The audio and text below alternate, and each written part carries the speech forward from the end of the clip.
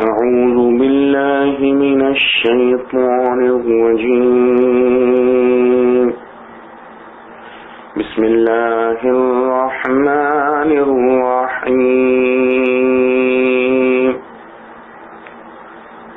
وقال نسوة في المدينة امرأة العزيز تراود فتاها عن نفسه قد شغفها حبا إنا لنراها في ضلال مبين. فلما سمعت بمكرهن أرسلت إليهن وأعتدت لهن متكئا وآتت كل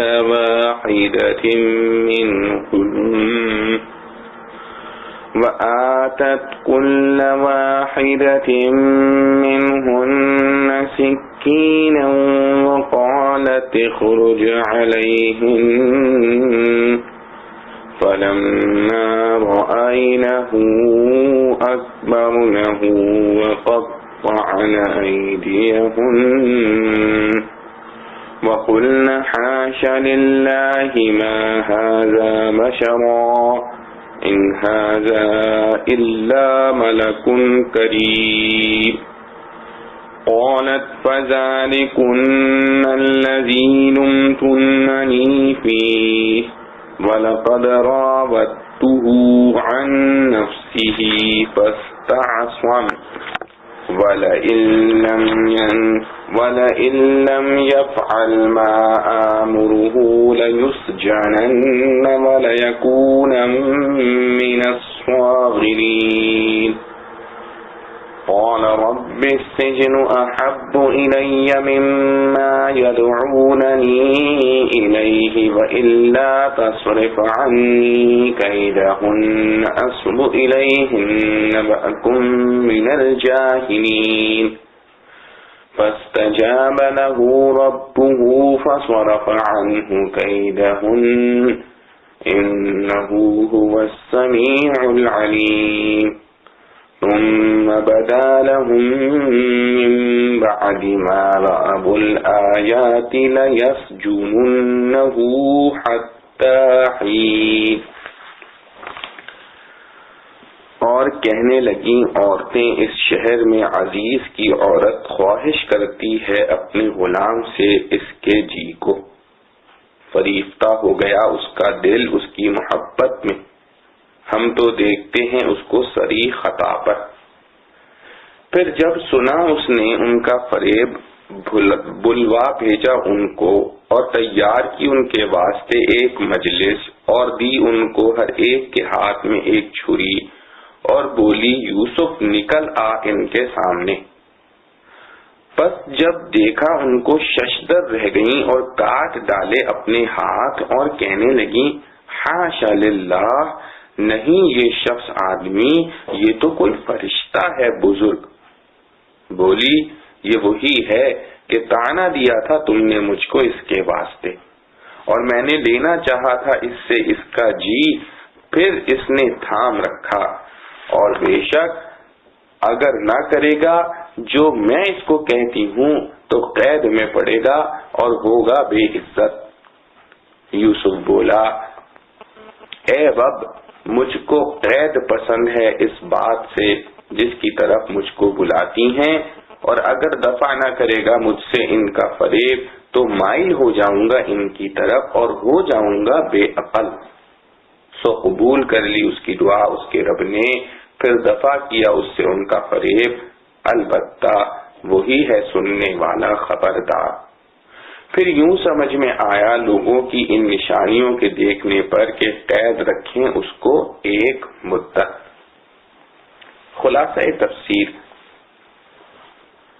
اور چند عورتوں نے جو کہ شہر میں رہتی تھیں یہ بات کہی کہ عزیز کی بیوی اپنے غلام کو اس سے اپنا ناجائز مطلب حاصل کرنے کے لیے پھسلاتی ہے.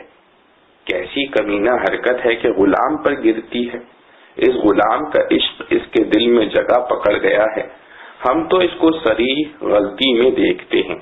سو جب اس عورت نے ان عورتوں کی بدگوئی کی خبر سنی تو کسی کے ہاتھ ان کو بلا بھیجا کہ تمہاری دعوت ہے، اور ان کے واسطے مسند تکیہ لگایا، اور جب وہ آئیں اور ان کے سامنے مختلف قسم کے کھانے اور پھل حاضر کیے جن میں بعض چیزیں چاقو سے تراش کھانے کی تھیں، اس لیے ہر ایک کو ان میں سے ایک ایک چاقو بھی دے دیا، جو ظاہر میں تو پھل تراشنے کا بہانہ تھا، اور اصل مقصد وہ تھا جو آگے آتا ہے کہ یہ حواس باختہ ہو کر اپنے ہاتھوں کو زخمی کر لیں گی۔ یہ سب سامان درست کر کے یوسف علیہ السلام کو، جو کسی دوسرے مکان میں تھے، کہا کہ ذرا ان کے سامنے تو آ جاؤ۔ یوسف علیہ السلام یہ سمجھ کر کے کوئی صحیح غرض ہوگی باہر آ گئے۔ سو عورتوں نے جب ان کو دیکھا تو ان کے جمال سے حیران رہ گئیں، اور اس حیرت میں اپنے ہاتھ کاٹ لیے۔ چاقو سے پھل تراش رہی تھی۔ یوسف علیہ السلام کو دیکھ کر ایسی بدحواسی چھائی کہ چاقو ہاتھ پر چل گیا، اور کہنے لگی حاشا للہ، یہ شخص آدمی ہرگز نہیں، یہ تو کوئی بزرگ فرشتہ ہے۔ وہ عورت بولی تو دیکھ لو، وہ شخص یہی ہے جس کے بارے میں تم مجھ کو برا بھلا کہتی تھی کہ اپنے غلام کو چاہتی ہے، اور واقعی میں نے اس سے اپنا مطلب حاصل کرنے کی خواہش کی تھی، مگر یہ پاک صاف رہا۔ اور پھر یوسف علیہ السلام کے دھمکانے اور سنانے کو کہا کہ اگر آئندہ میرا کہنا نہ مانے گا جیسا کہ اب تک نہیں مانا تو بے شک جیل خانہ بھیج دیا جاوے گا اور بے عزت بھی ہوگا۔ وہ عورتیں بھی یوسف علیہ السلام سے کہنے لگیں کہ تم کو اپنی محسن عورت سے ایسی بے اعتنائی مناسب نہیں، جو یہ کہے اس کو ماننا چاہیے۔ یوسف علیہ السلام نے یہ باتیں سنی کہ یہ تو سب کی سب اسی کی موافقت کرنے لگیں، تو حق تعالی سے دعا کی کہ اے میرے رب، جس ناجائز کام کی طرف یہ عورتیں مجھے بلا رہی ہیں، اس سے تو جیل خانہ میں جانا ہی مجھ کو زیادہ پسند ہے، اور اگر آپ ان کے داؤ پیچ کو مجھ سے دفع نہ کریں گے تو میں ان کی طرف مائل ہو جاؤں گا اور نادانی کا کام کر بیٹھوں گا۔ سو ان کی دعا ان کے رب نے قبول کی اور ان عورتوں کے داؤ پیچ کو ان سے دور رکھا۔ بے شک وہ دعاؤں کا بڑا سننے والا اور ان کے احوال کا خوب جاننے والا ہے۔ پھر یوسف علیہ السلام کی پاک دامنی کی مختلف نشانیاں دیکھنے کے بعد، جن سے خود تو اس کا پورا یقین ہو گیا مگر عوام میں چرچا ہو گیا تھا، اس کو قطع کرنے کی غرض سے ان لوگوں کو یعنی عزیز اور اس کے متعلقین کو یہی مصلحت معلوم ہوئی کہ ان کو ایک وقت تک قید میں رکھیں۔ معارف و مسائل۔ فلما سمعت بمكرهن ارسلت الیہن، یعنی جب زلیخا نے ان عورتوں کے مکر کا حال سنا تو ان کو ایک کھانے کی دعوت پر بلا بھیجا۔ یہاں ان عورتوں کے تذکرہ کرنے کو زلیخا نے مکر کہا ہے، حالانکہ بظاہر انہوں نے کوئی مکر نہیں کیا تھا، مگر چونکہ خفیہ اس کی بدگوئی کرتی تھیں اس لیے اس کو مکر سے تعبیر کیا۔ وَأَعْتَدَتْ لَهُنَّ مُتَّكَأً، یعنی ان کے لیے مسند تکیوں سے مجلس آراستہ کی۔ وَآتَتْ كُلَّ وَاحِدَةٍ مِّنْهُنَّ سِكِّينًا، یعنی جب یہ عورتیں آ گئیں اور ان کے سامنے مختلف قسم کے کھانے اور پھل حاضر کیے جن میں بعض چیزیں چاقو سے تراش کر کھانے کی تھیں، اس لیے ہر ایک کو ایک ایک تیز چاقو بھی دے دیا، جس کا ظاہری مقصد تو پھل تراشنا تھا، مگر دل میں وہ بات پوشیدہ تھی جو آگے آتی ہے کہ یہ عورتیں یوسف علیہ السلام کو دیکھ کر حواس باختہ ہو جائیں گی اور چاقو سے اپنے ہاتھ زخمی کر لیں گی۔ وَقَالَتِ اخْرُجْ عَلَيْهِمْ، یعنی یہ سب سامان درست کرنے کے بعد یوسف علیہ السلام سے جو کسی دوسرے مکان میں تھے، زلیخا نے کہا کہ ذرا باہر آ جاؤ۔ یوسف علیہ السلام کو چونکہ اس کی غرض فاسد معلوم نہ تھی، اس لیے باہر اس مجلس میں تشریف لے آئے۔ فَلَمَّا رَأَيْنَهُ أَكْبَرْنَهُ وقطعن أيديهن وقلن حاش لله ما هذا بشرا إن هذا إلا ملك كريم. یعنی ان عورتوں نے جب یوسف علیہ السلام کو دیکھا تو ان کے جمال سے حیران رہ گئیں اور اپنے ہاتھ کاٹ لیے. یعنی پھل تراشتے وقت جب یہ حیرت انگیز واقعہ سامنے آیا تو چاقو ہاتھ پر چل گیا. جیسا کہ دوسری طرف خیال بٹ جانے سے اکثر ایسا اتفاق ہو جاتا ہے، اور کہنے لگی کہ خدا کی پناہ، یہ شخص آدمی ہرگز نہیں، یہ تو کوئی بزرگ فرشتہ ہے. مطلب یہ تھا کہ ایسا نورانی تو فرشتہ ہی ہو سکتا ہے. قالت فذلكن الذي لمتنني فيه ولقد راودته عن نفسه فاستعصم ولئن لم يفعل ما آمره ليسجنن وليكون من الصاغرين. وہ عورت بولی کہ دیکھ لو، وہ شخص یہی ہے جس کے بارے میں تم مجھے برا بھلا کہتی تھی، اور واقعی میں نے اس سے اپنا مطلب حاصل کرنے کی خواہش کی تھی، مگر یہ پاک صاف رہا، اور آئندہ یہ میرا کہنا نہ مانے گا تو بے شک جیل خانے بھیجا جائے گا اور بے عزت بھی ہوگا. اس عورت نے جب یہ دیکھا کہ میرا راز ان عورتوں پر فاش تو ہو ہی چکا ہے، اس لیے ان کے سامنے ہی یوسف علیہ السلام کو ڈرانے دھمکانے لگی.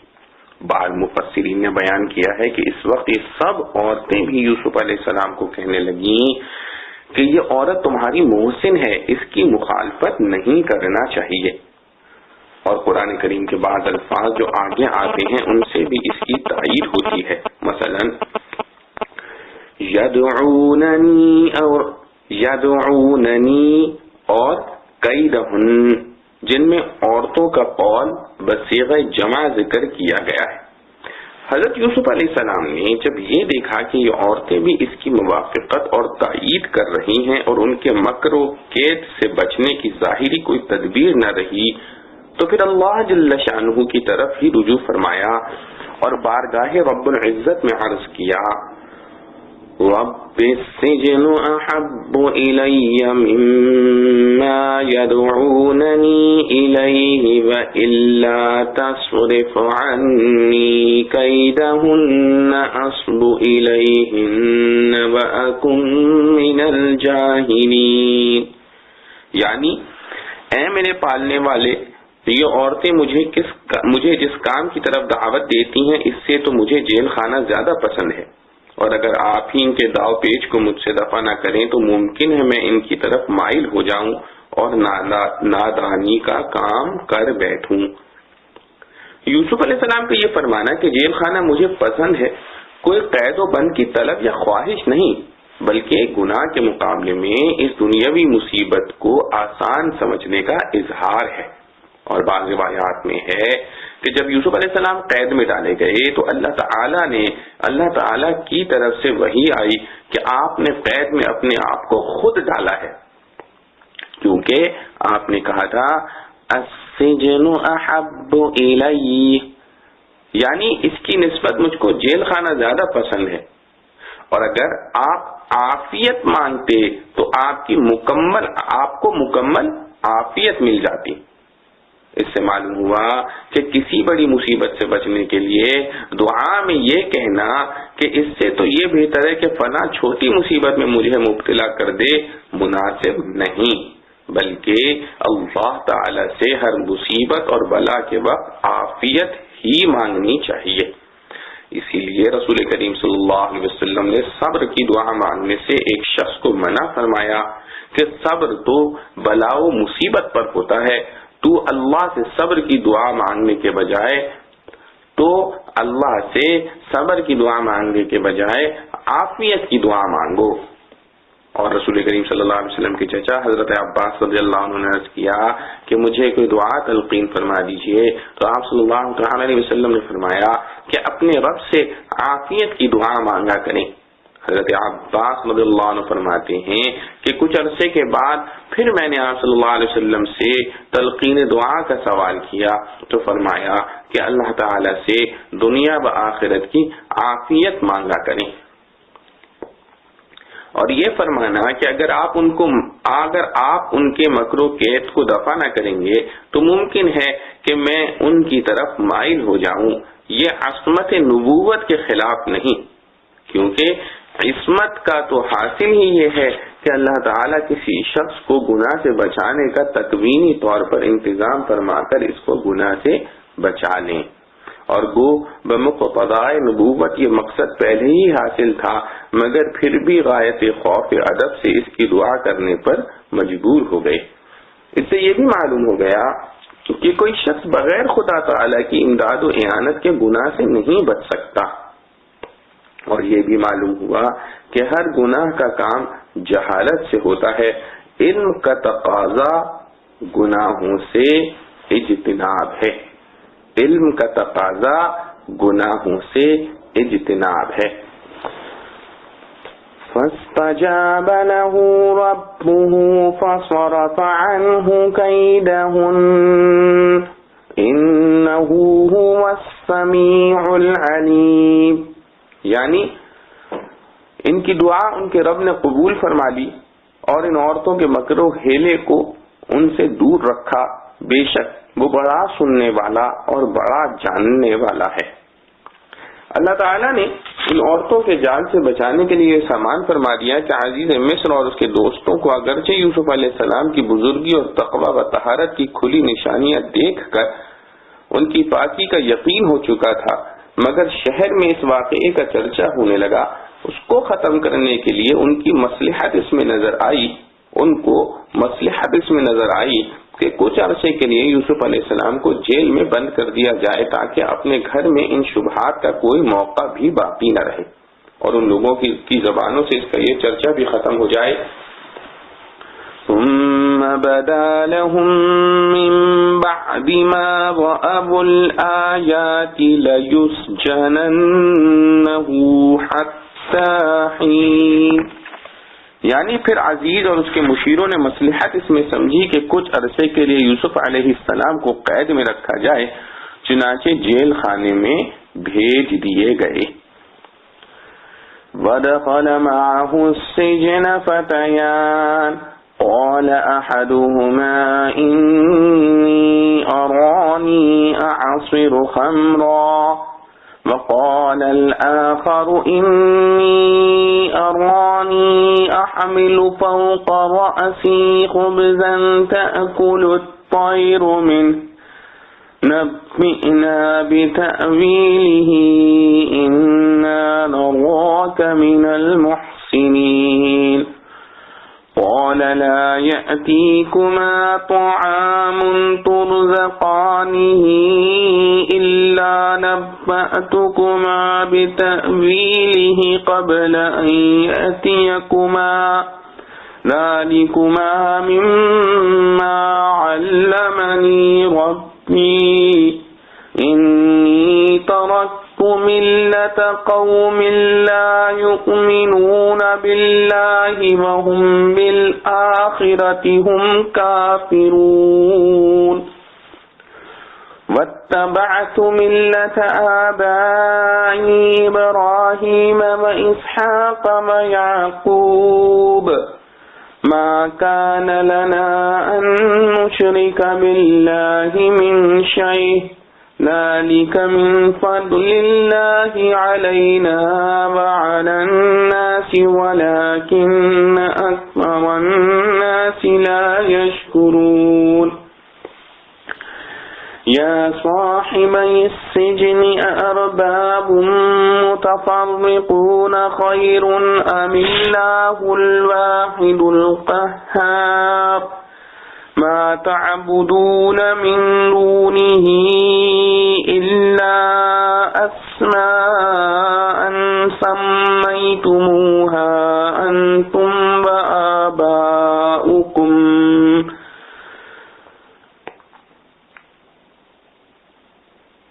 ما تعبدون من دونه إلا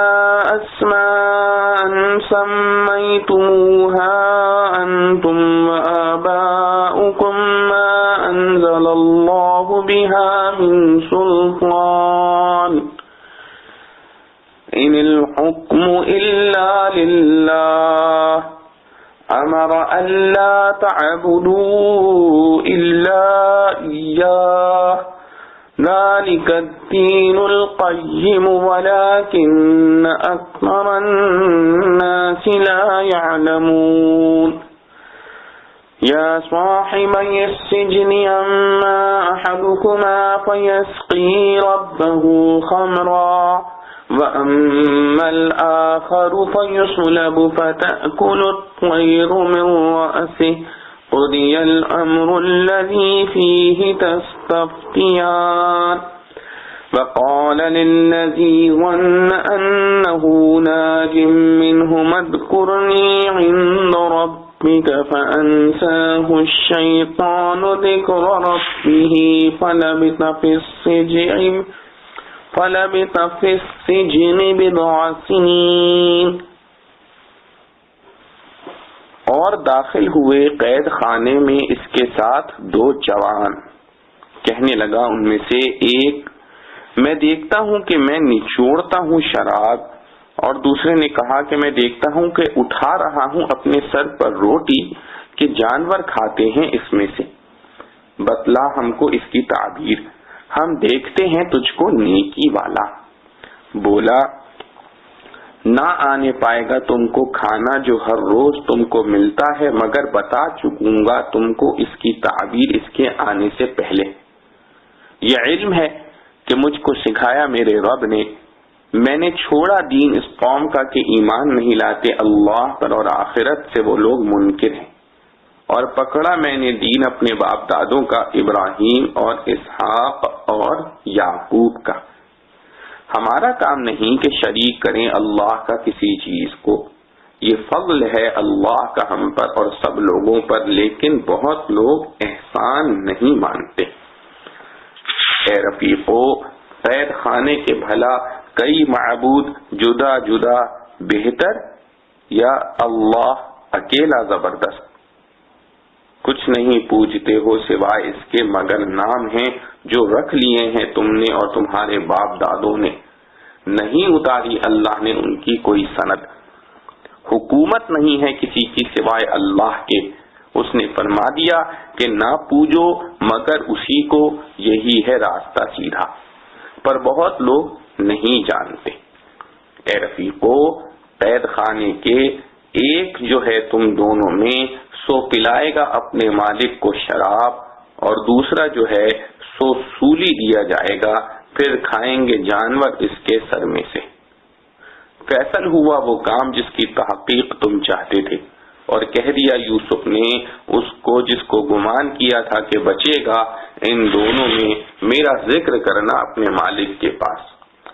سو بھلا دیا اس کو شیطان نے ذکر کرنا اپنے مالک سے، پھر رہا قید میں کئی برس. خلاصہ تفسیر. اور یوسف علیہ السلام کے ساتھ یعنی اسی زمانے میں اور بھی 2 غلام بادشاہ کے جیل خانے میں داخل ہوئے، جن میں ایک ساقی تھا، دوسرا روٹی پکانے والا باورچی. اور ان کی قید کا سبب یہ شبہ تھا کہ انہوں نے کھانے میں اور شراب میں زہر ملا کر بادشاہ کو دیا ہے. ان کا مقدمہ زیر تحقیق تھا، اس لیے قید کر دیے گئے. انہوں نے جو حضرت یوسف علیہ السلام میں بزرگی کے آثار پائے تو ان میں سے ایک شخص نے حضرت یوسف علیہ السلام سے کہا کہ میں اپنے آپ کو خواب میں دیکھتا ہوں کہ جیسے شراب بنانے کے لیے انگور کا شیرہ نچوڑ رہا ہوں اور بادشاہ کو وہ شراب پلا رہا ہوں.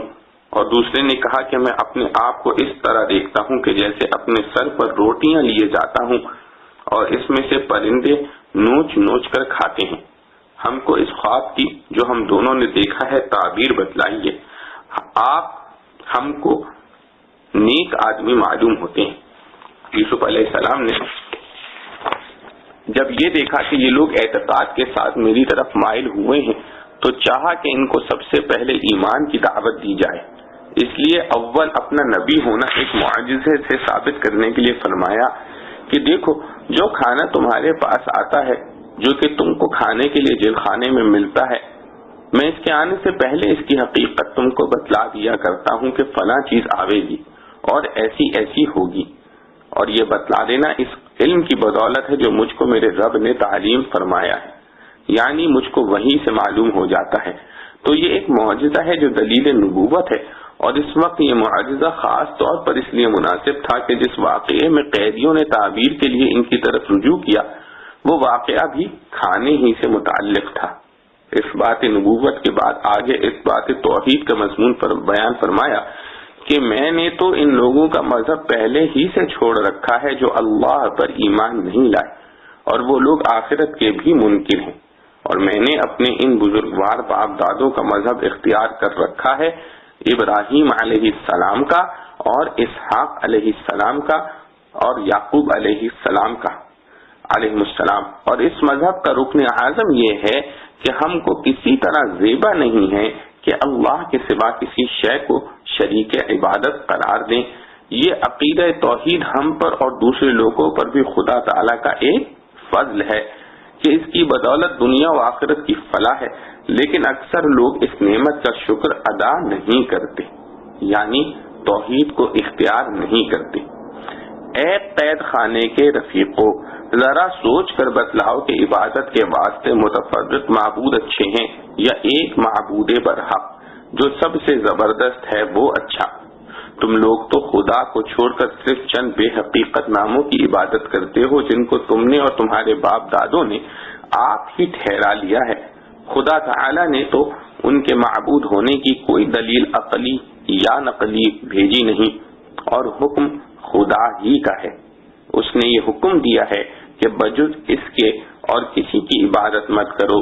یہی توحید اور عبادت صرف حق تعالی کے لیے مخصوص کرنا سیدھا طریقہ ہے، لیکن اکثر لوگ نہیں جانتے۔ ایمان کی دعوت و تبلیغ کے بعد اب ان کے خواب کی تعبیر بتاتے ہیں کہ اے قید خانے کے رفیقو، تم میں ایک تو جرم سے بری ہو کر اپنے آقا کو بدستور شراب پلایا کرے گا، اور دوسرا مجرم قرار پا کر سولی دیا جاوے گا، اور اس کے سر کو پرندے نوچ نوچ کر کھاویں گے، اور جس بارے میں تم پوچھتے تھے وہ اسی طرح مقدر ہو چکا۔ چنانچہ مقدمے کی تنقیح کے بعد اسی طرح ہوا کہ ایک بری ثابت ہوا اور دوسرا مجرم، دونوں جیل خانے سے بلائے گئے، ایک رہائی کے لیے دوسرا سزا کے لیے۔ اور جب وہ لوگ جیل خانے سے جانے لگے تو جس شخص پر رہائی کا گمان تھا اس سے یوسف علیہ السلام نے فرمایا کہ اپنے آقا کے سامنے میرا بھی تذکرہ کرنا کہ ایک شخص بے قصور قید میں ہے۔ اس نے وعدہ کر لیا، پھر اس کو اپنے آقا سے یوسف علیہ السلام کا تذکرہ کرنا شیطان نے بھلا دیا، تو اس وجہ سے قید خانے میں اور بھی چند سال ان کا رہنا ہوا۔ معارف و مسائل۔ مذکورہ آیات میں حضرت یوسف علیہ السلام کے قصے کا ایک ذیلی واقعہ مذکور ہے۔ یہ بات آپ بار بار معلوم کر چکے ہیں کہ قرآن حکیم نہ کوئی تاریخی کتاب ہے نہ قصہ کہانی کی۔ اس میں جو تاریخی واقعہ یا قصہ ذکر کیا جاتا ہے اس سے مقصود صرف انسان کو عبرت و موعظت اور زندگی کے مختلف پہلوؤں کے متعلق اہم ہدایات ہوتی ہیں۔ پورے قرآن اور بے شمار انبیاء علیہ السلام کے واقعات میں صرف ایک ہی قصہ یوسف علیہ السلام ایسا ہے جس کو قرآن نے مسلسل بیان کیا ہے، ورنہ ہر مقام کے مناسب تاریخی واقعے کا کوئی ضروری جز ذکر کرنے پر اکتفا کیا گیا ہے۔ قصہ یوسف علیہ السلام کو اول سے آخر تک دیکھیے تو اس میں سینکڑوں عبرت و موعظت کے مواقع اور انسانی زندگی کے مختلف ادوار کے لیے اہم ہدایتیں ہیں۔ یہ ذیلی قصہ بھی بہت سی ہدایات اپنے دامن میں لیے ہوئے ہیں۔ واقعہ یہ ہوا کہ جب یوسف علیہ السلام کی برات اور پاکی بالکل واضح ہو جانے کے بعد عزیز مصر اور اس کی بیوی نے بدنامی کا چرچا ختم کرنے کے لیے کچھ عرصے کے لیے یوسف علیہ السلام کو جیل میں بھیج دینے کا فیصلہ کر لیا، جو در حقیقت یوسف علیہ السلام کی دعا اور خواہش کی تکمیل تھی، کیونکہ عزیز مصر کے گھر میں رہ کر عصمت بچانا ایک سخت مشکل معاملہ ہو گیا تھا۔ یوسف علیہ السلام جیل خانے میں پہنچے تو ساتھ دو مجرم قیدی اور بھی داخل ہوئے۔ ان میں سے ایک بادشاہ کا ساقی اور دوسرا باورچی تھا۔ ابن کثیر نے بحوالہ ائمہ تفسیر لکھا ہے کہ یہ دونوں اس الزام میں گرفتار ہوئے تھے کہ انہوں نے بادشاہ کو کھانے وغیرہ میں زہر دینے کی کوشش کی تھی۔ مقدمہ زیر تحقیق تھا، اس لیے ان دونوں کو جیل میں رکھا گیا۔ یوسف علیہ السلام جیل میں داخل ہوئے تو ایک پیغمبرانہ اخلاق اور رحمت و شفقت کے سبب سب قیدیوں کی دلداری اور خبرگیری کرتے تھے۔ جو بیمار ہو گیا اس کی عیادت اور خدمت کرتے، جس کو غمگین و پریشان پایا اس کو تسلی دیتے، صبر کی تلقین اور رہائی کی امید سے اس کا دل بڑھاتے تھے، خود تکلیف اٹھا کر دوسروں کو آرام دینے کی فکر کرتے اور رات بھر اللہ تعالیٰ کی عبادت میں مشغول رہتے تھے۔ ان کے یہ حالات دیکھ کر جیل کے سب قیدی آپ کی بزرگی کے معتقد ہو گئے۔ جیل کا افسر بھی متاثر ہوا، اس نے کہا کہ اگر میرے اختیار میں ہوتا تو میں آپ کو چھوڑ دیتا، اب اتنا ہی کر سکتا ہوں کہ آپ کو یہاں کوئی تکلیف نہ پہنچے۔ فائدہ عجیبہ، جیل کے افسر نے یا قیدیوں میں سے بعض نے حضرت یوسف علیہ السلام سے اپنی عقیدت و محبت کا اظہار کیا کہ ہمیں آپ سے بہت محبت ہے۔ تو یوسف علیہ السلام نے فرمایا کہ خدا کے لیے مجھ سے محبت نہ کرو، کیونکہ جب کسی نے مجھ سے محبت کی ہے تو مجھ پر آفت آئی ہے۔ بچپن میں میری پھوپھی کو مجھ سے محبت تھی، اس کے نتیجے میں مجھ پر چوری کا الزام لگا، پھر میرے والد نے مجھ سے محبت کی تو بھائیوں کے ہاتھوں کنویں کی قید، پھر غلامی اور جلا وطنی میں مبتلا ہوا، عزیز کی بیوی نے مجھ سے محبت کی تو اس جیل میں پہنچا۔ یہ دو قیدی یوسف علیہ السلام کے ساتھ جیل میں گئے تھے۔ ایک روز انہوں نے کہا کہ آپ ہمیں نیک صالح بزرگ معلوم ہوتے ہیں، اس لیے آپ سے ہم اپنی خواب کی تعبیر دریافت کرنا چاہتے ہیں۔ حضرت ابن عباس رضی اللہ عنہ اور بعض دوسرے ائمہ تفسیر نے فرمایا کہ یہ خواب انہوں نے حقیقتاً دیکھے تھے۔ حضرت عبداللہ بن مسعود رضی اللہ عنہ نے فرمایا کہ خواب کچھ نہ تھا، محض یوسف علیہ السلام کی بزرگی اور سچائی کی آزمائش کے لیے خواب بنایا تھا۔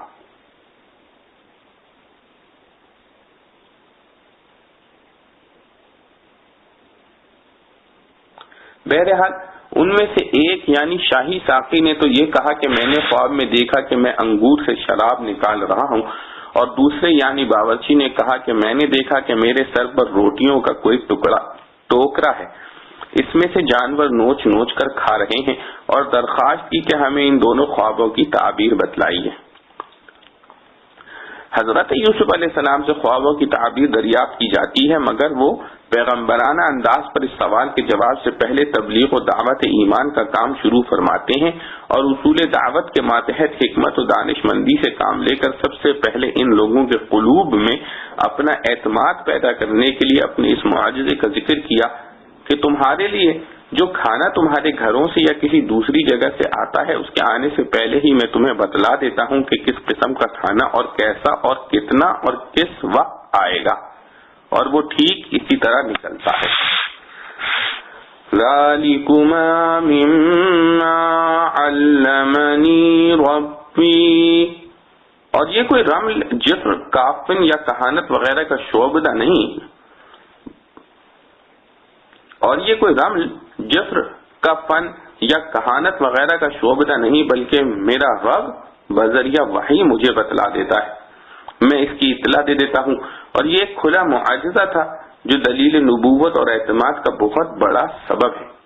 اس کے بعد اول کفر کی برائی اور ملت کفر سے اپنی بیزاری بیان کی، اور پھر یہ بھی جتلا دیا کہ میں خاندان نبوت کا ایک فرد اور انہی کی ملت حق کا پابند ہوں۔ میرے آبا و اجداد ابراہیم و اسحاق و یعقوب علیہ السلام ہیں۔ یہ خاندانی شرافت بھی عادتاً انسان کا اعتماد پیدا کرنے کا ذریعہ ہوتی ہے۔ اس کے بعد بتلایا کہ ہمارے لیے کسی طرح جائز نہیں کہ ہم اللہ تعالیٰ کے ساتھ کسی کو اس کی خدائی صفات میں شریک سمجھیں۔ پھر فرمایا کہ یہ دین حق کی توفیق ہم پر اور سب لوگوں پر اللہ تعالیٰ ہی کا فضل ہے کہ اس نے سلامت فہم عطا فرما کر قبول حق ہمارے لیے آسان کر دیا، مگر بہت سے لوگ اس نعمت کی قدر اور شکر نہیں کرتے۔ پھر انہی قیدیوں سے سوال کیا کہ اچھا تم ہی بتلاؤ کہ انسان بہت سے پروردگاروں کا پرستار ہو، یہ بہتر ہے یا یہ کہ صرف ایک اللہ کا بندہ بنے جس کا قہر و قوت سب پر غالب ہے۔ پھر بت پرستی کی برائی ایک دوسرے طریقے سے یہ بتلائی کہ تم نے اور تمہارے باپ دادوں نے کچھ بتوں کا اپنا پروردگار سمجھا ہوا ہے۔ یہ تو صرف نام ہی نام کے ہیں جو تم نے گھڑ لیے ہیں، نہ ان میں ذاتی صفات اس قابل ہیں کہ ان کو کسی ادنا قوت و طاقت کا مالک سمجھا جائے، کیونکہ وہ سب بے حس و حرکت ہیں۔ یہ بات تو انہوں آنکھوں سے مشاہدے کی ہے۔ دوسرا راستہ ان کے معبود حق ہونے کا یہ ہو سکتا تھا کہ اللہ تعالیٰ اس کی پرستش کے لیے احکام نازل فرمائے، تو اگرچہ مشاہدہ اور ظاہر عقل ان کی خدائی کو تسلیم نہ کرتے، مگر حکم خداوندی کی وجہ سے ہم اپنے مشاہدے کو چھوڑ کر اللہ کے حکم کی اطاعت کرتے۔ مگر یہاں وہ بھی نہیں، کیونکہ حق تعالیٰ نے ان کی عبادت کے لیے کوئی حجت و دلیل نازل نہیں فرمائی، بلکہ اس نے یہی بتلایا کہ حکم اور حکومت سوائے اللہ سبحانہ و تعالیٰ کے کسی کا حق نہیں، اور حکم یہ دیا کہ اس کے سوا کسی کی عبادت نہ کرو۔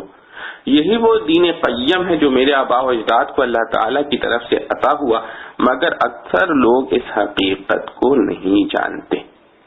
یوسف علیہ السلام اپنی تبلیغ و دعوت کے بعد ان لوگوں کے خوابوں کی طرف متوجہ ہوئے اور فرمایا کہ تم میں سے ایک تو رہا ہو جائے گا اور پھر اپنی ملازمت پر بھی برقرار رہ کر بادشاہ کو شراب پلائے گا، اور دوسرے پر جرم ثابت ہو کر اس کو سولی دی جائے گی اور جانور اس کا گوشت نوچ نوچ کر کھائیں گے۔ پیغمبرانہ شفقت کی عجیب مثال۔ ابن کثیر رحمۃ اللہ علیہ نے فرمایا کہ اگرچہ ان دونوں کے خواب الگ الگ تھے اور ہر ایک کی تعبیر متعین تھی، اور یہ بھی متعین تھا کہ شاہی ساقی بری ہو کر اپنی ملازمت پر پھر فائز ہوگا اور باورچی کو سولی دی جائے گی، مگر پیغمبرانہ شفقت و رحمت کی وجہ سے متعین کر کے نہیں بتلایا کہ تم میں سے فلاں کو سولی دی جائے گی تاکہ وہ ابھی سے غم میں نہ گھلے، بلکہ اجمالی طور پر یوں فرمایا کہ تم میں سے ایک رہا ہو جائے گا اور دوسرے کو سولی دی جائے گی۔ آخر میں فرمایا کہ میں نے تمہارے خوابوں کی تعبیر جو دی ہے محض اٹکل اور تخمینے سے نہیں، بلکہ یہ خدائی فیصلہ ہے جو ٹل نہیں سکتا۔ جن حضرات مفسرین نے ان لوگوں کے خوابوں کو غلط اور بناوٹی کہا ہے، انہوں نے یہ بھی فرمایا ہے کہ جب یوسف علیہ السلام نے خوابوں کی تعبیر بدلائی تو یہ دونوں بول اٹھے کہ ہم نے تو کوئی خواب دیکھا نہیں، محض بات بنائی تھی۔ اس پر حضرت یوسف علیہ السلام نے فرمایا قضی الامر الذی فیہ تستفتیان، چاہے تم نے خواب دیکھا یا نہیں دیکھا، اب واقعہ یوں ہی ہوگا جو بیان کیا گیا ہے۔ مقصد یہ ہے کہ جھوٹا خواب بنانے کے گناہ کا جو ارتکاب تم نے کیا تھا، اب اس کی سزا یہی ہے جو تعبیر خواب میں بیان ہوئی۔ پھر جس شخص کے متعلق یوسف علیہ السلام تعبیر خواب کے ذریعے یہ سمجھے تھے کہ وہ رہا ہوگا، اس سے کہا کہ جب تم آزاد ہو کر جیل سے باہر جاؤ اور شاہی دربار میں رسائی ہو تو اپنے بادشاہ سے میرا بھی ذکر کر دینا کہ وہ بے گناہ قید میں پڑا ہوا ہے۔ مگر اس شخص کو آزاد ہونے کے بعد یوسف علیہ السلام کی یہ بات یاد نہ رہی، جس کا نتیجہ یہ ہوا کہ یوسف علیہ السلام کی آزادی کو اور دیر لگی، اور اس واقعے کے بعد چند سال مزید قید میں رہے۔ یہاں قرآن میں لفظ بضع سنین آیا ہے، یہ لفظ 3 سے لے کر 9 تک صادق آتا ہے۔ بعض مفسرین نے فرمایا کہ اس واقعے کے بعد 7 سال مزید قید میں رہنے کا اتفاق ہوا۔ احکام و مسائل۔ آیات مذکورہ سے بہت سے احکام و مسائل اور فوائد و ہدایات حاصل ہوتے ہیں، ان میں غور کیجئے۔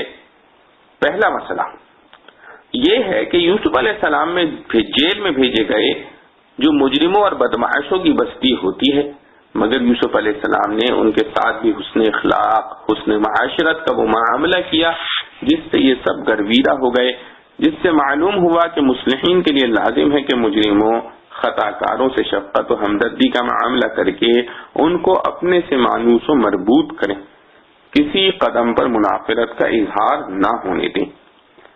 دوسرا مسئلہ آیت کے جملے اِنَّا نَرَاكَ مِنَ الْمُحْسِنِينَ سے یہ معلوم ہوا کہ تعبیر خواب ایسے ہی لوگوں سے دریافت کرنا چاہیے جن کے نیک، صالح اور ہمدرد ہونے پر اعتماد ہو، تیسرا مسئلہ یہ معلوم ہوا کہ حق کی دعوت دینے والوں اور اصلاح خلق کی خدمت کرنے والوں کا طرز عمل یہ ہونا چاہیے کہ پہلے اپنے حسن اخلاق اور علمی و عملی کمالات کے ذریعے خلق اللہ پر اپنا اعتماد قائم کریں، خواہ اس میں ان کو کچھ اپنے کمالات کا اظہار بھی کرنا پڑے، جیسا یوسف علیہ السلام نے اس موقع پر اپنا معجزہ بھی ذکر کیا اور اپنا خاندان نبوت کا ایک فرد ہونا بھی ظاہر کیا۔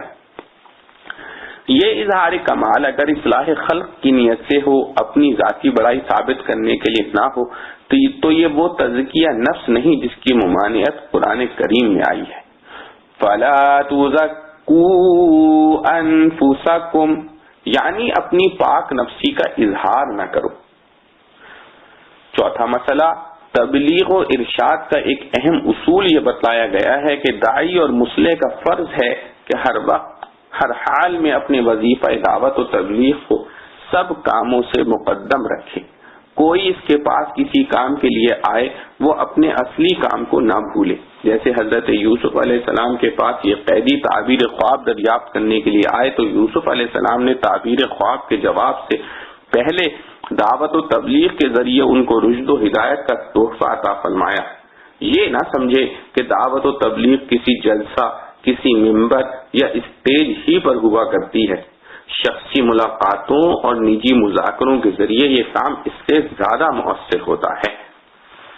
پانچواں مسئلہ بھی اسی ارشاد و اصلاح کے مجھ سے متعلق ہے کہ حکمت کے ساتھ وہ بات کہی جائے جو مخاطب کے دل نشین ہو سکے، جیسا کہ یوسف علیہ السلام نے ان کو یہ دکھلایا کہ مجھے جو کوئی کمال حاصل ہوا وہ اس کا نتیجہ ہے کہ میں نے ملت کفر کو چھوڑ کر ملت اسلام کو اختیار کیا، اور پھر کفر و شرک کی خرابیاں دل نشین انداز میں بیان فرمائیں۔ چھٹا مسئلہ، اس سے یہ ثابت ہوا کہ جو معاملہ مخاطب کے لیے تکلیف دہ اور ناگوار ہو اور اس کا اظہار ضروری ہو تو مخاطب کے سامنے جہاں تک ممکن ہو ایسے انداز سے ذکر کیا جائے کہ اس کو تکلیف کم سے کم پہنچے۔ جیسے تعبیر خواب میں ایک شخص کی ہلاکت متعین تھی مگر یوسف علیہ السلام نے اس کو مبہم رکھا، یہ متعین کر کے نہیں کہا کہ تم سولی چڑھائے جاؤ گے۔ ساتواں مسئلہ یہ ہے کہ یوسف علیہ السلام نے جیل سے رہائی کے لیے قیدی سے کہا کہ جب بادشاہ کے پاس جاؤ تو میرا بھی ذکر کرنا کہ وہ بے قصور جیل میں ہے۔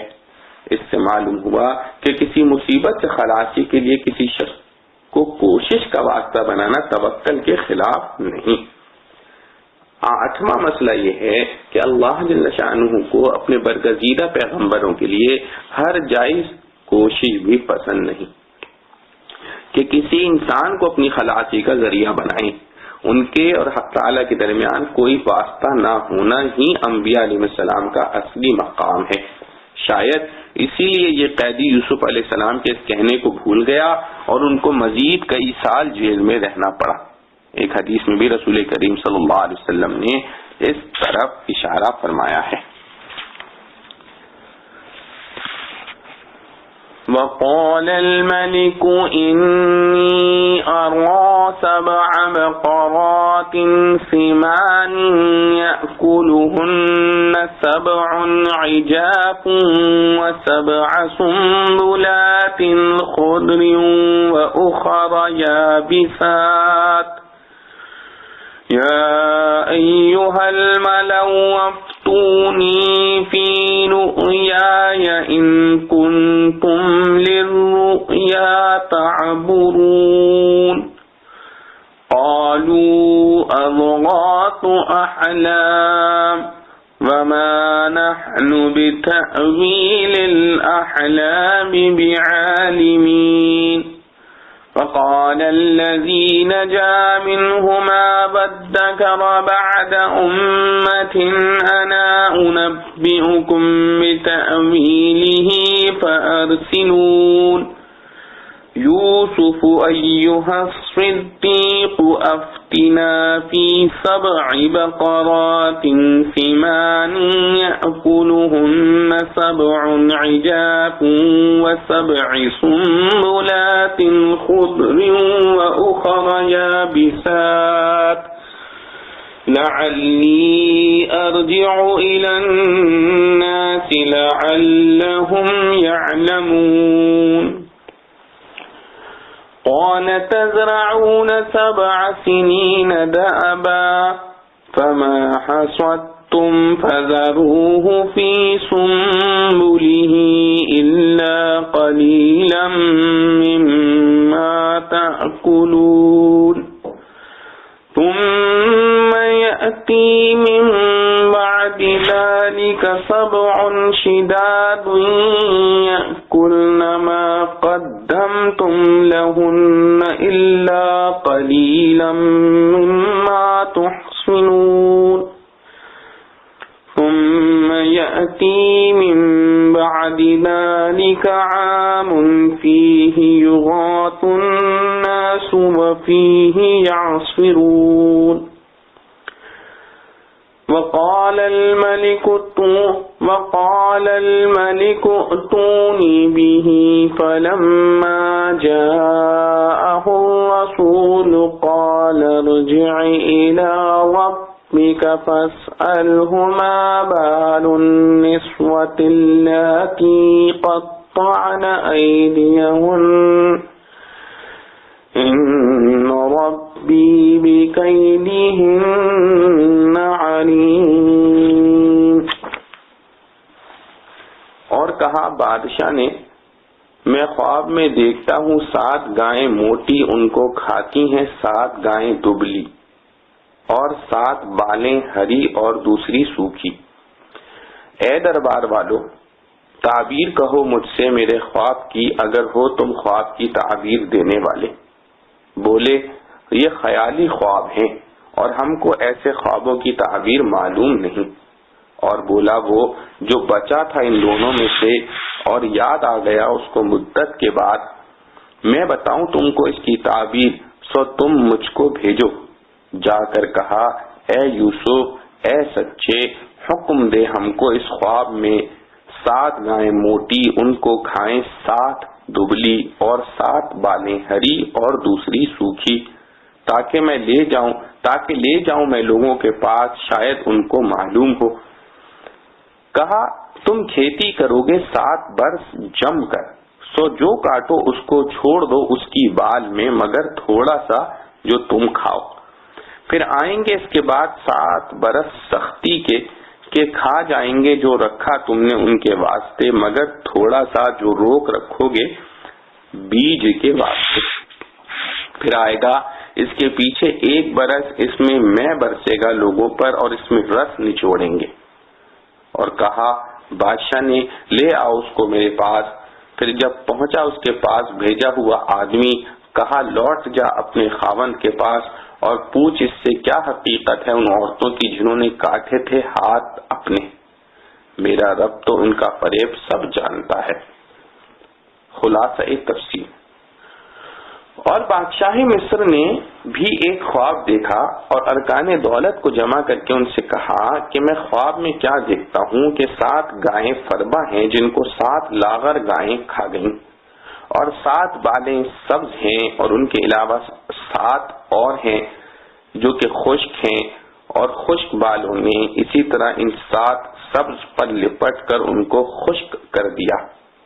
اے دربار والو، اگر تم خواب کی تعبیر دیکھتے ہو تو میرے اس خواب کے بارے میں، اے دربار والو اگر تم خواب کی تعبیر دے سکتے ہو تو میرے اس خواب کے بارے میں مجھ کو جواب دو۔ وہ کہنے لگے کہ اول تو یہ کوئی خواب ہی نہیں جس سے آپ فکر میں پڑیں، یوں ہی پریشان خیالات ہیں، اور دوسرے ہم لوگ کے امور سلطنت میں ماہر ہیں، خوابوں کی تعبیر کا علم بھی نہیں رکھتے۔ 2 جواب اس لیے دیے کہ اول جواب سے بادشاہ کے قلب سے پریشانی اور وساوس دور کرنا ہے، اور دوسرے جواب سے اپنا عذر ظاہر کرنا ہے۔ خلاصہ یہ کہ اول تو ایسی خواب قابل تعبیر نہیں، دوسرے ہم اس فن سے واقف نہیں۔ اور ان مذکورہ 2 قیدیوں میں سے جو رہا ہو گیا تھا وہ مجلس میں حاضر تھا، اس نے کہا، اور مدت کے بعد اس کو یوسف علیہ السلام کی وصیت کا خیال آیا، میں اس کی تعبیر کی خبر لائے دیتا ہوں، آپ لوگ مجھ کو ذرا جانے کی اجازت دیجیے۔ چنانچہ دربار سے اجازت ہوئی اور وہ قید خانے میں یوسف علیہ السلام کے پاس پہنچا اور جا کر کہا، اے یوسف، اے صدق مجسم، آپ ہم لوگوں کو اس خواب کا جواب یعنی تعبیر دیجئے کہ 7 گائیں موٹی ہیں، ان کو 7 دبلی گائیں کھا گئیں، اور 7 بالیں ہری ہیں، اور اس کے علاوہ 7 خشک بھی ہیں کہ ان خشک کے لپٹنے سے وہ ہری بھی خشک ہو گئیں۔ آپ تعبیر بتلائیے تاکہ میں جنہوں نے مجھ کو بھیجا ہے ان لوگوں کے پاس لوٹ کر جاؤں اور بیان کروں تاکہ اس کی تعبیر اور اس سے آپ کا حال ان کو بھی معلوم ہو جائے۔ تعبیر کے موافق عمل درآمد کریں اور آپ کی خلاصی کی کوئی صورت نکلے۔ آپ نے فرمایا کہ ان 7 پربا گایوں اور 7 سبز بالوں سے مراد پیداوار اور بارش کے سال ہیں، بس تم 7 سال متواتر خوب غلہ بونا، پھر جو فصل کاٹو اس کو بالوں ہی میں رہنے دینا تاکہ گھن نہ لگ جاوے، ہاں مگر تھوڑا سا جو تمہارے کھانے میں آوے وہ بالوں میں سے نکالا ہی جاوے گا۔ پھر اس 7 برس کے بعد 7 برس ایسے سخت اور قحط کے آویں گے جو کہ اس تمام تر ذخیرے کو کھا جاویں گے جس کو تم نے ان برسوں کے واسطے جمع کر کے رکھا ہوگا، ہاں مگر تھوڑا سا جو بیج کے واسطے رکھ چھوڑو گے وہ البتہ بچ جاوے گا۔ اور ان خشک بالوں اور دبلی گایوں سے اشارہ ان 7 سال کی طرف ہے۔ پھر اس 7 برس کے بعد 1 برس ایسا آوے گا جس میں لوگوں کے لیے خوب بارش ہوگی، اور اس میں بوجہ اس کے کہ انگور کثرت سے پھیلیں گے، شیرہ بھی نچوڑیں گے اور شرابیں پئیں گے۔ وہ شخص تعبیر لے کر دربار میں پہنچا اور جا کر بیان کیا۔ بادشاہ نے جو سنا تو آپ کے علم و فضل کا معتقد ہوا اور حکم دیا کہ ان کو میرے پاس لاؤ۔ چنانچہ یہاں سے قاصد چلا۔ پھر جب ان کے پاس قاصد پہنچا اور پیغام دیا تو آپ نے فرمایا کہ جب تک میرا اس تہمت سے بری ہونا اور بے قصور ہونا ثابت نہ ہو جائے گا میں نہ آؤں گا۔ تو اپنی سرکار کے پاس لوٹ جا، پھر اس سے دریافت کر کچھ تم کو خبر ہے ان عورتوں کا کیا حال ہے جنہوں نے اپنے ہاتھ کاٹ لیے تھے۔ مطلب یہ تھا کہ ان کو بلا کر اس واقعے کی جس میں مجھ کو قید کی گئی تفتیش و تحقیق کی جاوے، اور عورتوں کے حال سے مراد ان کا واقف یا نا واقف ہونا ہے حال یوسف علیہ السلام سے، اور ان عورتوں کی تخصیص شاید اس لیے کی ہو کہ ان کے سامنے زلیخا نے اقرار کیا تھا، وَلَقَدْ رَاوَدتُّهُ عَن نَفْسِهِ فَاسْتَعْصَمَ۔ میرا رب ان عورتوں کے فرقے کے فریب کو خوب جانتا ہے، یعنی اللہ تعالیٰ کو تو معلوم ہی ہے کہ زلیخا کا مجھ پر تہمت لگانا قید تھا، مگر عند الناس بھی اس کی تنقیح ہو جانا مناسب ہے۔ چنانچہ بادشاہ نے ان عورتوں کو حاضر کیا۔ معارف و مسائل۔ آیات مذکورہ میں یہ بیان ہے کہ پھر حق تعالیٰ نے یوسف علیہ السلام کی رہائی کے لیے پردہ غیب سے ایک صورت یہ پیدا فرمائی کہ بادشاہ مصر نے ایک خواب دیکھا جس سے وہ پریشان ہوا۔ اپنی مملکت کے تعبیر دینے والے اہل علم اور کاہنوں کو جمع کر کے تعبیر خواب دریافت کی۔ وہ خواب کسی کے سمجھ میں نہ آیا۔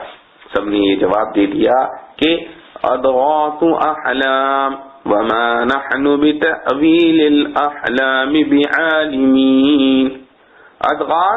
ضغط کی جمع ہے جو ایسی گٹھڑی کو کہا جاتا ہے جس میں مختلف قسم کے خس و خاشاک، گھاس پھوس جمع ہو۔ معنی یہ تھے کہ یہ خواب کچھ ملی جلی ہے جس میں خیالات وغیرہ شامل ہیں، اور ہم ایسے خوابوں کی تعبیر نہیں جانتے۔ کوئی صحیح خواب ہوتا تو تعبیر بیان کر دیتے۔ اس واقعے کو دیکھ کر مدت مدید کے بعد اس رہا شدہ قیدی کو یوسف علیہ السلام کی بات یاد آئی اور اس نے آگے بڑھ کر کہا کہ میں آپ کو اس خواب کی تعبیر بتلا سکوں گا۔ اس وقت اس نے یوسف علیہ السلام کے کمالات اور تعبیر خواب میں مہارت اور پھر مظلوم ہو کر قید میں گرفتار ہونے کا ذکر کر کے یہ چاہا کہ مجھے جیل خانے میں ان سے ملنے کی اجازت دی جائے۔ بادشاہ نے اس کا انتظام کیا۔ وہ یوسف علیہ السلام کے پاس حاضر ہوا۔ قرآن کریم نے اس تمام واقعے کو صرف ایک لفظ فَأَرْسِلُونَ فرما کر بیان کیا ہے، جس کے معنی ہے مجھے بھیج دو۔ یوسف علیہ السلام کا تذکرہ، پھر سرکاری منظوری اور پھر جیل خانے تک پہنچنا، یہ واقعات خود ضمنی طور پر سمجھ میں آ جاتے ہیں، اس لیے ان کی تصریح کی ضرورت نہیں سمجھی، بلکہ یہ بیان شروع کیا یوسف ایھا الصدیق، یعنی شخص نے جیل خانے پہنچ کر حضرت یوسف علیہ السلام سے واقعے کا اظہار اس طرح شروع کیا کہ پہلے یوسف علیہ السلام کے صدیق یعنی قول و فعل میں سچا ہونے کا اقرار کیا، پھر درخواست کی کہ مجھے ایک خواب کی تعبیر بتلائیے۔ خواب یہ ہے کہ بادشاہ نے یہ دیکھا ہے کہ 7 بیل فربا تندرست ہیں جن کو دوسرے 7 بیل کھا رہے ہیں، اور یہ کھانے والے بیل لاغر و کمزور ہیں۔ نیز یہ دیکھا کہ 7 خوشے گندم کے سرسبز ہرے بھرے ہیں اور 7 خشک ہیں۔ ایک شخص نے خواب بیان کرنے کے بعد کہا لعلی ارجع الی الناس لعلهم يعلمون، یعنی آپ تعبیر بتلا دیں گے تو ممکن ہے کہ میں ان لوگوں کے پاس جاؤں اور ان کو تعبیر بتلاؤں، اور ممکن ہے کہ وہ اس طرح آپ کے فضل و کمال سے واقف ہو جائیں۔ تفسیر مظہری میں ہے کہ واقعات کی جو صورت عالم میں مثال میں ہوتی ہیں وہی انسان کو خواب میں نظر آتی ہیں۔ اس عالم میں ان صورتوں کے خاص معنی ہوتے ہیں۔ فن تعبیر خواب کا سارا مدار اس کے جاننے پر ہے کہ فلاں صورت مثالی سے اس عالم میں کیا مراد ہوتی ہے۔ اللہ تعالیٰ نے حضرت یوسف علیہ السلام کو یہ فن مکمل عطا فرمایا تھا۔ آپ نے خواب سن کر سمجھ لیا کہ 7 بیل فربا اور 7 خوشے ہرے بھرے سے مراد 7 سال ہیں جن میں پیداوار حسب دستور خوب ہوگی، کیونکہ بیل کو زمین کے ہموار کرنے اور غلہ اگانے میں خاص دخل ہے۔ اسی طرح 7 بیل لاغر کمزور اور 7 خشک خوشوں سے مراد یہ ہے کہ پہلے 7 سال کے بعد 7 سال قحط کے آئیں گے، اور کمزور 7 بیلوں کے فربا بیلوں کے کھا لینے سے یہ مراد ہے کہ پچھلے 7 سال میں جو ذخیرہ غلہ وغیرہ جمع ہوگا وہ سب ان قحط کے سالوں میں خرچ ہو جائے گا، صرف بیج کے لیے کچھ غلہ بچے گا۔ بادشاہ کے خواب میں تو بظاہر اتنا ہی معلوم ہوا تھا کہ 7 سال اچھی طرح پیداوار کے ہوں گے، پھر 7 سال قحط کے، مگر حضرت یوسف علیہ السلام نے اس پر ایک اضافہ یہ بھی بیان فرمایا کہ قحط کے سال کے بعد پھر 1 سال خوب بارش اور پیداوار کا ہوگا۔ اس کا علم یوسف علیہ السلام کو یا تو اس سے ہوا کہ جب قحط کے کل 7 ہی ہیں تو عادت اللہ کے مطابق 8واں سال بارش اور پیداوار کا ہوگا، اور حضرت قتادہ رحمۃ اللہ علیہ نے فرمایا کہ اللہ تعالیٰ نے بذریعہ وحی یوسف علیہ السلام کو اس پر مطلع کر دیا تاکہ تعبیر خواب سے بھی کچھ زیادہ خبر ان کو پہنچے، جس سے یوسف علیہ السلام کا فضل و کمال ظاہر ہو کر ان کی رہائی کا سبب بنے۔ اور اس پر مزید یہ ہوا کہ حضرت یوسف علیہ السلام نے صرف تعبیر خواب ہی پر اکتفا نہیں فرمایا، بلکہ اس کے ساتھ ایک حکیمانہ اور ہمدردانہ مشورہ بھی دیا، وہ یہ کہ پہلے 7 سال میں جو زیادہ پیداوار ہو اس کو گندم کے خوشوں ہی میں محفوظ رکھنا، تاکہ گندم کو پرانا ہونے کے بعد کیڑا نہ لگ جائے۔ یہ تجربے کی بات ہے کہ جب تک غلہ خوشے کے اندر رہتا ہے غلے کو کیڑا نہیں لگتا۔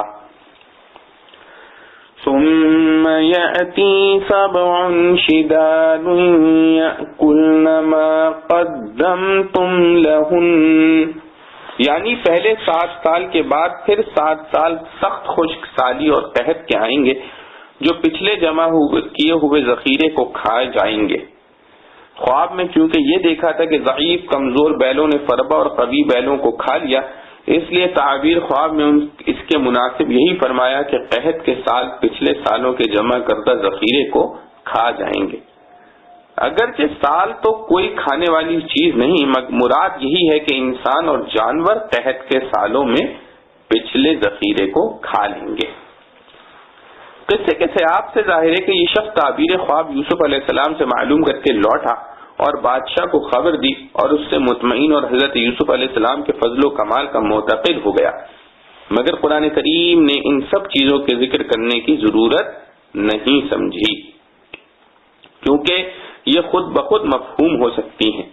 اس کے بعد کا واقعہ اس طرح بیان فرمایا وقال الملك ائتوني به، یعنی بادشاہ نے حکم دیا کہ یوسف علیہ السلام کو جیل خانے سے نکالا جائے اور دربار میں لایا جائے۔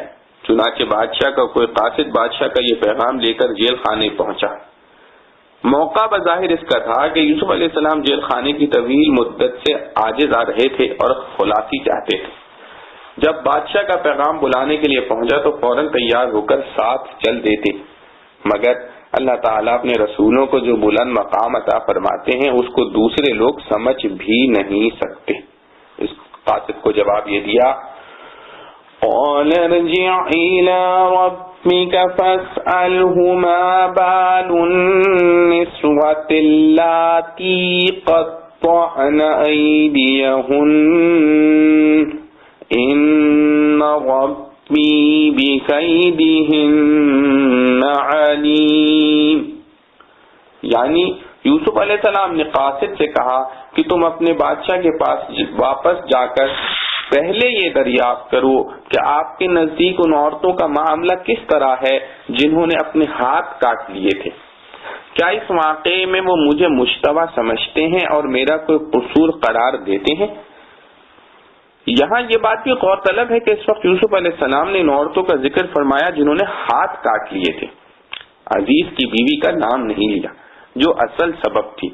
اس میں اس حق کی رعایت تھی جو عزیز کے گھر میں پرورش پانے سے فطرتاً شریف انسان کے لیے قابل لحاظ ہوتا ہے۔ اور ایک بات یہ بھی ہے کہ اصل مقصود اپنی برات کا ثبوت تھا، وہ ان عورتوں سے بھی ہو سکتا تھا اور اس میں عورتوں کی بھی کوئی زیادہ رسوائی نہ تھی۔ اگر وہ سچی بات کا اقرار بھی کر لیتی تو صرف مشورہ ہی کی مجرم ٹھہرتی، بخلاف عزیز کی بیوی کے کہ اس کو تحقیقات کا ہدف بنایا جاتا تو اس کی رسوائی زیادہ تھی۔ اور اس کے ساتھ ہی یوسف علیہ السلام نے فرمایا، ان ربی بکیدہن علیم، یعنی میرا پروردگار تو ان کے جھوٹ اور مکر و فریب کو جانتا ہی ہے۔ میں چاہتا ہوں کہ بادشاہ بھی حقیقت واقعہ سے واقف ہو جائیں، جس میں ایک لطیف انداز سے اپنی برات کا اظہار بھی ہے۔ اس موقع پر صحیح بخاری اور جامع ترمذی میں بروایت حضرت ابو ہریرہ رضی اللہ تعالی عنہ ایک حدیث میں رسول کریم صلی اللہ تعالی علیہ وآلہ وسلم کا یہ ارشاد منقول ہے کہ اگر میں اتنی مدت جیل میں رہتا جتنا یوسف علیہ السلام رہے ہیں اور پھر مجھے رہائی کے لیے بلایا جاتا تو فوراً قبول کر لیتا۔ اور امام طبری رحمۃ اللہ علیہ کی روایت میں الفاظ ہیں کہ یوسف علیہ السلام کا صبر و تحمل اور مکارم اخلاق قابل تعجب ہیں۔ جب ان سے جیل میں بادشاہ کے خواب کی تعبیر دریافت کی گئی، اگر میں ان کی جگہ ہوتا تو تعبیر بتلانے میں یہ شرط لگاتا کہ پہلے جیل سے نکالو پھر تعبیر بتلاؤں گا۔ پھر جب قاصد رہائی کا پیغام لایا، اگر میں ان کی جگہ ہوتا تو فوراً جیل کے دروازے کی طرف چل دیتا۔ اس حدیث میں یہ بات قابل غور ہے کہ منشاء حدیث کا یوسف علیہ السلام کے صبر و تحمل اور مکارم اخلاق کی تعریف و مدح کرنا ہے، مگر اس کے بالمقابل جس صورت حال کو رسول کریم صلی اللہ علیہ وسلم نے اپنی طرف منسوب کر کے فرمایا کہ میں ہوتا تو دیر نہ کرتا، اگر اس کا مطلب یہ ہے کہ آپ صلی اللہ علیہ وسلم حضرت یوسف علیہ السلام کے طرز عمل کو افضل فرما رہے ہیں اور اپنی شان میں فرماتے ہیں کہ میں ہوتا تو اس افضل پر عمل نہ کر پاتا بلکہ اس کے مقابلے میں مفضول کو اختیار کر لیتا جو بظاہر افضل الانبیاء صلی اللہ علیہ وسلم کے شایان شان نہیں، تو اس کے جواب میں یہ بھی کہا جا سکتا ہے کہ رسول کریم صلی اللہ علیہ وسلم بلا شبہ تمام انبیاء میں افضل ہیں، مگر کسی جزوی عمل میں کسی دوسرے پیغمبر کی افضلیت اس کے منافی نہیں۔ اس کے علاوہ جیسا تفسیر قرطبی میں فرمایا گیا ہے، یہ بھی ہو سکتا ہے کہ یوسف علیہ السلام کے طریقہ کار میں ان کے صبر و تحمل اور مکارم اخلاق کا عظیم الشان ثبوت ہے اور وہ اپنی جگہ قابل تعریف ہے، لیکن رسول کریم صلی اللہ علیہ وسلم نے جس طریقہ کار کو اپنی طرف منسوب فرمایا، تعلیم امت اور خیر خواہی عوام کے لیے وہی مناسب اور افضل ہے، کیونکہ بادشاہوں کے مزاج کا کوئی اعتبار نہیں ہوتا، ایسے موقع پر شرطیں لگانا، دیر کرنا عام لوگوں کے لیے مناسب نہیں ہوتا۔ احتمال ہے کہ بادشاہ کی رائے بدل جائے اور پھر یہ جیل کی مصیبت بدستور قائم رہے۔ یوسف علیہ السلام کو تو بوجہ رسول خدا ہونے کے اللہ تعالی کی طرف سے یہ علم بھی ہو سکتا ہے کہ اس تاخیر سے کچھ نقصان نہیں ہوگا، لیکن دوسروں کو تو یہ درجہ حاصل نہیں۔ رحمت للعالمین صلی اللہ علیہ وسلم کے مزاج و مذاق میں عامہ خلائق کی بہبود کی اہمیت زیادہ تھی، اس لیے فرمایا کہ مجھے یہ موقع ملتا تو دیر نہ کرتا۔ واللہ اعلم۔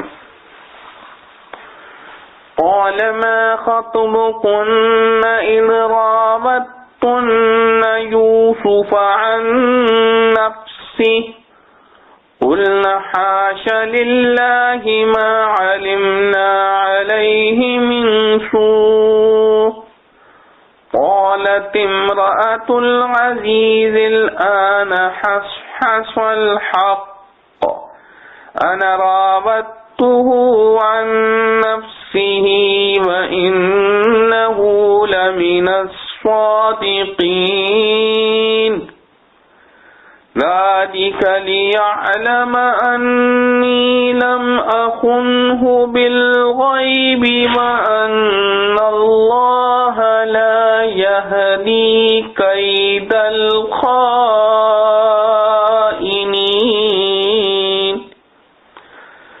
کہا بادشاہ نے عورتوں کو کیا حقیقت ہے تمہاری جب تم نے پھسلایا یوسف کو اس کے نفس کی حفاظت سے؟ بولی حاشا للہ، ہم کو معلوم نہیں اس پر کچھ برائی۔ بولی عورت عزیز کی اب کھل گئی سچی بات، میں نے پھسلایا تھا اس کو اس کے جی سے اور وہ سچا ہے۔ یوسف علیہ السلام نے کہا یہ اس واسطے کہ عزیز معلوم کر لے کہ میں نے اس کی چوری نہیں کی چھپ کر، اور یہ کہ اللہ نہیں چلاتا فریب دغا بازوں کا۔ خلاصہ تفسیر، کہا کہ تمہارا کیا واقعہ ہے جب تم نے یوسف علیہ السلام سے اپنے مطلب کی خواہش کی، یعنی ایک نے خواہش کی اور بقیہ نے اس کی مدد کی، کہ اعانت فعل بھی مثل فعل کے ہے۔ اس وقت تم کو کیا تحقیق ہوا؟ شاید بادشاہ نے اس طور پر اس لیے پوچھا ہو کہ مجرم سن لے کہ بادشاہ کو اتنی بات معلوم ہے کہ کسی عورت نے ان سے اپنا مطلب پورا کرنے کی بات کی تھی، شاید اس کا نام بھی معلوم ہو۔ اس حالت میں انکار نہ چل سکے گا، بس اس طرح شاید خود اقرار کر لے۔ عورتوں نے جواب دیا کہ حاشا للہ، ہم کو ان میں ذرا بھی تو برائی کی بات نہیں معلوم ہوئی، وہ بالکل پاک صاف ہیں۔ شاید عورتوں نے زلیخا کا وہ اقرار اس لیے ظاہر نہ کیا ہو کہ مقصود یوسف علیہ السلام کی پاک دامنی کا ثبوت تھا اور وہ حاصل ہو گیا، یا زلیخا کے روبرو ہونے سے حیا مانے ہوئی کہ اس کا نام لیں۔ عزیز کی بیوی جو کہ حاضر تھی کہنے لگی کہ اب تو حق بات سب پر ظاہر ہو ہی گئی، اب اخفا بیکار ہے۔ سچ یہی ہے کہ میں نے ان سے اپنے مطلب کی خواہش کی تھی، نہ کہ انہوں نے جیسا میں نے الزام لگا دیا تھا، اور بے شک وہی سچے ہیں۔ اور غالباً ایسے امر کا اقرار کر لینا مجبوری کی حالت میں زلیخا کو پیش آیا۔ غرض تمام صورت مقدمہ اور اظہارات اور یوسف علیہ السلام کی برات کا ثبوت ان کے پاس کہلا کر بھیجا۔ اس وقت یوسف علیہ السلام نے فرمایا کہ یہ تمام اہتمام جو میں نے کیا محض اس وجہ سے تھا کہ عزیز کو زائد یقین کے ساتھ معلوم ہو جاوے کہ میں نے اس کی عدم موجودگی میں اس کی آبرو میں دست اندازی نہیں کی، اور یہ بھی معلوم ہو جائے کہ اللہ خیانت کرنے والوں کے فریب کو چلنے نہیں دیتا۔ چنانچہ زلیخا نے عزیز کی حرمت میں خیانت کی تھی کہ دوسرے پر نگاہ کی، خدا نے اس کی قلعی کھول دی، بس میری غرض یہ تھی۔ معارف و مسائل۔ حضرت یوسف علیہ السلام کو جب شاہی قاصد رہائی کا پیغام دے کر بلانے کے لیے آیا اور انہوں نے قاصد کو یہ جواب دیا کہ پہلے ان عورتوں سے میرے معاملے کی تحقیق کر لو جنہوں نے ہاتھ کاٹ لیے تھے، اس میں بہت سی حکمتیں مضمر تھیں۔ اللہ تعالیٰ اپنے انبیاء علیہ السلام کو جیسے دین کامل عطا فرماتے ہیں ایسے ہی عقل کامل اور معاملات و حالات کی پوری بصیرت بھی عطا فرماتے ہیں۔ یوسف علیہ السلام نے شاہی پیغام سے یہ اندازہ کر لیا کہ اب جیل سے رہائی کے بعد بادشاہ مصر مجھے کوئی اعزاز دیں گے۔ اس وقت دانش مندی کا تقاضا یہ تھا کہ جس عیب کی تہمت ان پر لگائی تھی اور جس کی وجہ سے جیل میں ڈالا گیا تھا اس کی حقیقت بادشاہ اور سب لوگوں پر پوری طرح پر واضح ہو اور ان کی برات میں کسی کو شبہ نہ رہے، ورنہ اس کا انجام یہ ہوگا کہ شاہی اعزاز سے لوگوں کی زبانیں تو بند ہو جائیں گی مگر ان کے دلوں میں یہ خیالات کھٹکتے رہیں گے کہ یہ وہی شخص ہے جس نے اپنے آقا کی بیوی پر دست درازی کی تھی۔ اور ایسے حالات کا پیدا ہو جانا بھی شاہی درباروں میں کچھ بعید نہیں کہ کسی وقت بادشاہ بھی لوگوں کے ایسے خیالات سے متاثر ہو جائے، اس لیے رہائی سے پہلے اس معاملے کی صفائی اور تحقیق کو ضروری سمجھا۔ اور مذکور الصدر 2 آیتوں میں سے دوسری آیت میں خود یوسف علیہ السلام نے اپنے اس عمل اور رہائی میں تاخیر کرنے کی 2 حکمتیں بیان فرمائی ہیں۔ اول یہ کہ ذَلِكَ لِيَعْلَمَ أَنِّي لَمْ أَخُنْهُ بِالْغَيْبِ، یعنی یہ تاخیر میں نے اس لیے کی کہ عزیز مصر کو یقین ہو جائے کہ میں نے اس کی غیر موجودگی میں اس کے حق میں کوئی خیانت نہیں کی۔ عزیز مصر کی یقین دہانی کی زیادہ فکر اس لیے ہوئی کہ یہ بہت بری صورت ہوگی کہ عزیز مصر کے دل میں میری طرف سے شبہات رہیں اور پھر شاہی اعزاز کی وجہ سے وہ کچھ نہ کہہ سکیں، تو ان کو میرا اعزاز بھی سخت ناگوار ہوگا اور اس پر سکوت ان کے لیے اور زیادہ تکلیف دہ ہوگا۔ وہ چونکہ ایک زمانے تک آقا کی حیثیت میں رہ چکا تھا، اس لیے یوسف علیہ السلام کی شرافت نفس نے اس کی اذیت کو گوارا نہ کیا، اور یہ بھی ظاہر تھا کہ جب عزیز مصر کو برات کا یقین ہو جائے گا تو دوسرے لوگوں کی زبانیں خود بند ہو جائیں گی۔ دوسری حکمت یہ ارشاد فرمائی وَأَنَّ اللَّهَ لَا يَهْدِي كَيْدَ الْخَائِنِينَ، یعنی یہ تحقیقات اس لیے کرائی کہ لوگوں کو معلوم ہو جائے کہ اللہ تعالیٰ خیانت کرنے والوں کے فریب کو چلنے نہیں دیتا۔ اس کے 2 مطلب ہو سکتے ہیں، ایک یہ کہ تحقیقات کے ذریعے خیانت کرنے والوں کی خیانت ظاہر ہو کر سب لوگ متنبہ ہو جائیں کہ خیانت کرنے والوں کا انجام آخر کار رسوائی ہوتا ہے، تاکہ آئندہ سب لوگ ایسے کاموں سے بچنے کا اہتمام کریں۔ دوسرے یہ معنی بھی ہو سکتے ہیں کہ اگر اسی اشتباہ کی حالت میں یوسف علیہ السلام کو شاہی اعزاز مل جاتا تو دیکھنے والوں کو یہ خیال ہو سکتا تھا کہ ایسی خیانت کرنے والوں کو بڑے بڑے رتبے مل سکتے ہیں، اس سے ان کے اعتقاد میں فرق آتا اور خیانت کی برائی دلوں سے نکل جاتی۔ بہرحال مذکورہ بالا حکمتوں کے پیش نظر یوسف علیہ السلام نے رہائی کا پیغام پاتے ہی فوراً نکل جانا پسند نہیں کیا، بلکہ شاہی انداز سے تحقیقات کا مطالبہ کیا۔ مذکور الصدر پہلی آیت میں تحقیقات کا خلاصہ مذکور ہے، قَالَ مَا خَطْبُكُنَّ إِذْ رَاوَدتُّنَّ يُوسُفَ عَن نَفْسِهِ، یعنی بادشاہ نے ان عورتوں کو جنہوں نے اپنے ہاتھ کاٹ دیے تھے حاضر کر کے سوال کیا کہ کیا واقعہ ہے جب تم نے یوسف علیہ السلام سے اپنے مطلب کی خواہش کی۔ بادشاہ کے اس سوال سے معلوم ہوا کہ اس کو اپنی جگہ یہ یقین ہو گیا تھا کہ قصور یوسف علیہ السلام کا نہیں، ان عورتوں ہی کا ہے، اسی لیے یہ کہا تم نے ان سے اپنے مطلب کی خواہش کی۔ اس کے بعد عورتوں کا جواب یہ مذکور ہے، قُلْنَا حَاشَ لِلَّهِ مَا عَلِمْنَا عَلَيْهِ مِنْ سُوءٍ قَالَتِ امْرَأَةُ الْعَزِيزِ الْآنَ حَصْحَصَ الْحَقُّ أَنَا رَاوَدتُّهُ عَن نَفْسِهِ وَإِنَّهُ لَمِنَ الصَّادِقِينَ، یعنی سب عورتوں نے کہا حاشا للہ، ہمیں ان میں ذرا بھی کوئی بری بات، ہمیں ان میں ذرا بھی کوئی برائی کی بات نہیں معلوم ہوئی۔ عزیز کی بیوی کہنے لگی اب تو حق بات ظاہر ہو ہی گئی، میں نے ان سے اپنے مطلب کی خواہش کی تھی اور بے شک وہی سچے ہیں۔ حضرت یوسف علیہ السلام نے تحقیقات میں عزیز مصر کی بیوی کا نام نہ لیا تھا، مگر اللہ جل شانہ جب کسی کو عزت عطا فرماتے ہیں تو خود بخود لوگوں کی زبانیں ان کے صدق و صفائی کے لیے کھل جاتی ہیں۔ اس موقع پر عزیز کی بیوی نے ہمت کر کے اظہار حق کا اعلان خود کر دیا، یہاں تک جو حالات خود کر دیا۔ اس موقع پر عزیز کی بیوی نے ہمت کر کے اظہار حق کا اعلان خود کر دیا۔ یہاں تک جو حالات و واقعات یوسف علیہ السلام کے آپ نے سنے ہیں، ان میں بہت سے فوائد اور مسائل اور انسانی زندگی کے لیے اہم ہدایتیں پائی جاتی ہیں۔ ان میں سے 8 مسائل پہلے بیان ہو چکے ہیں۔ مذکور صدر آیات سے متعلق مزید مسائل اور ہدایات یہ ہیں۔ نواں مسئلہ یہ ہے کہ اللہ تعالیٰ اپنے مخصوص اور مقبول بندوں کے مقاصد پورا کرنے کے لیے خود ہی غیبی تدابیر سے انتظام فرماتے ہیں۔ ان کو کسی مخلوق کا ممنون احسان کرنا پسند نہیں فرماتے۔